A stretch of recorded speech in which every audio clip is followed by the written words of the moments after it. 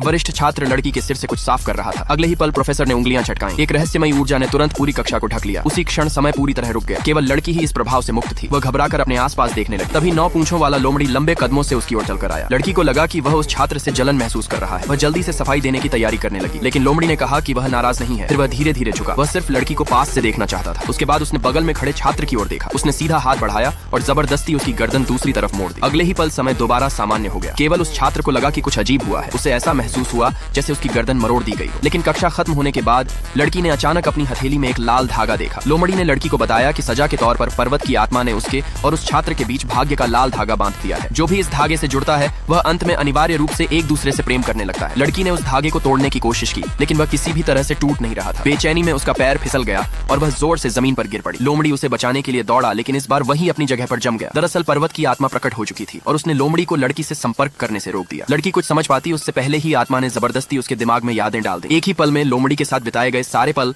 उस छात्र के साथ बिताए गए पलों में बदल गए। उसी समय लोमड़ी ने अपनी पूरी शक्ति का इस्तेमाल करके बंधन तोड़ दिए और बेहोश पड़ी लड़की की ओर दौड़ा। लेकिन आत्मा ने उसे शांत रहने को कहा और बताया कि यह लड़की के लिए सिर्फ एक सपना है। साथ ही उसी जगह उसने लोमड़ी को चेतावनी दी कि वह भाग्य को चुनौती न दे। उस रात लोमड़ी चुपचाप लड़की के पास आया। उसके चेहरे पर पहली बार डर साफ दिखाई दे रहा था। उसे डर था कि कहीं कोई उसे उससे छीन न ले। लड़की ने उससे कहा कि वह शांत रहे, लेकिन वह यह नहीं देख पाई कि लोमड़ी उस लाल धागे को कितनी मजबूती से पकड़े हुए था। लेकिन यह सब व्यर्थ था।